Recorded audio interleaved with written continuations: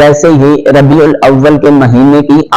آمد ہوتی ہے تو اس سے قبل ہی سوشل میڈیا پر کثرت سے نبی کریم علیہ السلام کی طرف ایک بات کو منسوب کر کے اس طرح کہا جاتا ہے کہ حدیث پاک میں ہے کہ وہ آدمی کہ جس نے ربیع الاول کے آنے سے پہلے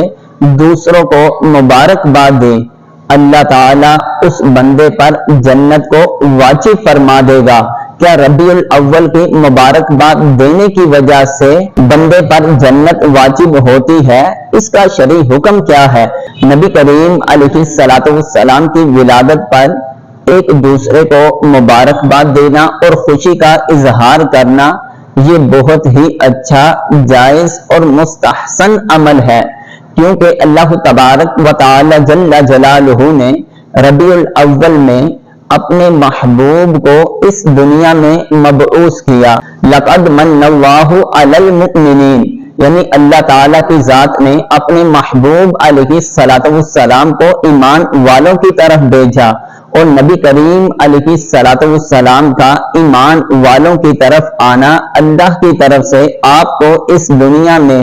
بھیجا جانا، یہ ایمان والوں کے لیے بہت ہی نعمت عظمی ہے، یہ بہت بڑی نعمت ہے۔ تو جب اللہ تعالیٰ کی طرف سے بندے کو کوئی بھی نعمت ملے تو اس نعمت کا چرچا کرنا چاہیے۔ نبی کریم علیہ السلام تو نعمت عظمی ہے، تو اس کا تو اس سے بھی بڑھ کر چرچا کرنا چاہیے، کیونکہ قرآن مجید میں پارہ نمبر 30 سورہ والضحیٰ کی آخری آیت میں اللہ تعالیٰ نے ارشاد فرمایا وَأَمَّا بِنِعْمَةِ رَبِّكَ فَحَدِّثْ، جب تمہیں تمہارے رب کی طرف سے کوئی نعمت ملے فحدث، اس کا خوب چرچا کرو، اس کا خوب چرچا کرو کہ ہمارے رب نے ہم کو یہ نعمت عطا کی ہے۔ تو نبی کریم علیہ السلام تو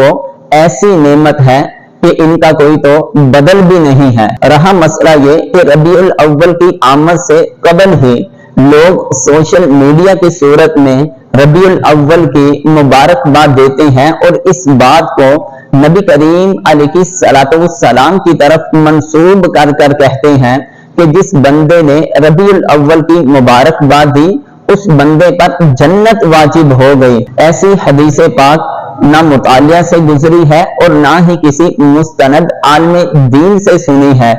اس طرح کی اکثر و بیشتر روایات من گڑت موضوع ہوتی ہیں، یعنی نبی کریم علیہ السلام نے ان کو بیان نہیں کیا ہوتا، لوگ اس بات کو نبی کریم علیہ السلام کی طرف منسوب کر دیتے ہیں۔ اور صحیح بخاری اور مسلم اور دیگر احادیث کی جو دوسری کتابیں ہیں ان کے اندر اس طرح فرمایا گیا من کذب علی متعمدا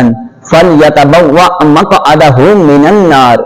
کہ جو شخص نبی کریم علیہ السلام کی طرف جھوٹی بات منسوب کرے گا، آپ نے اس بات کو ذکر کیا ہی نہیں تو پھر لوگ اس بات کو ذکر کر کے نبی کریم علیہ السلام کی طرف منسوب کر دیں۔ آپ نے فرمایا فَلْيَتَبَوَّأْ مَقْعَدَهُ مِنَ النَّارِ، اس بندے کا ٹھکانہ مرنے کے بعد دوزخ کی آگ میں ہوگا۔